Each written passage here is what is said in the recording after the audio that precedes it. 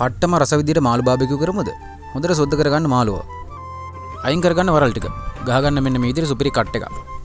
දෙපැත්තෙන් මේ කට් එක දාගන්න අමතක කරන්න එපා.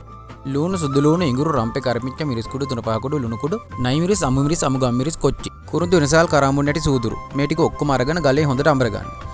මේකට දෙහි හොඳට දාගන්න අමතක කරන්න එපා. මාළුව කෙහෙල් කුලක නිදි කරලා මෙන්න මේ වගේ සොෆ්ට් එකට මසාජ් කරන්න දෙපැත්තම. ඊට පස්සේ යාට පොඩ්ඩක් පාඩු වෙන්න දෙන්න. ගොඩක් වෙලා පාඩු හිටපු මාළුව අරගෙන තවප කෙහෙල් කුලයක හොඳට ඔතා ගන්න. මේ වෙලාවේදී අපි සීල් වෙන්නම වහගෙන මේක ගැට ගහ ගන්නවා. කෙහෙල් කොලකින් වෙහුවට මදි. මේ මාළුවගේ හිතේ තියෙන තෙතමනේ එළියට එන්නේ නැති වෙන අපි ඇලුමිනියම් ෆොයිල් එකකින් හොඳට සීල් කරගන්න. ලොකුවම ඕස්ට්‍රේලියාවෙන් ගෙන අපි ග්‍රිල් එකට දැන් අපි මේ මාළුව දාගමු. විනාඩි 40ක් විතර ඇවුලුණු ගිනිදෙල් නිවි නිවි යද්දි මේ මාළුව හොඳට දැන් කුක් වෙලා තියෙන්නේ. කොහොමද බඩු? ඇස් වහ කටහ පුච්චන හිතේ තරම ලස්සනට මාළුව ඇවිල්ලා තියෙන්නේ. පේනවනේ. ලොකු අම්මගේ දෙවෙන්නන්ගේ හදපු සෝස් එකත් මාළුව උඩට දානවා මම. අනිවාර්යයෙන් එකපාරක් හරි අදලා බලන්න. ඉතින් අඩියක් ගන්නවනම් සුපිරි බඩු මේක. ප්‍රශ්නෙට පොඩ්ඩක් අතත් පිච්චුණා.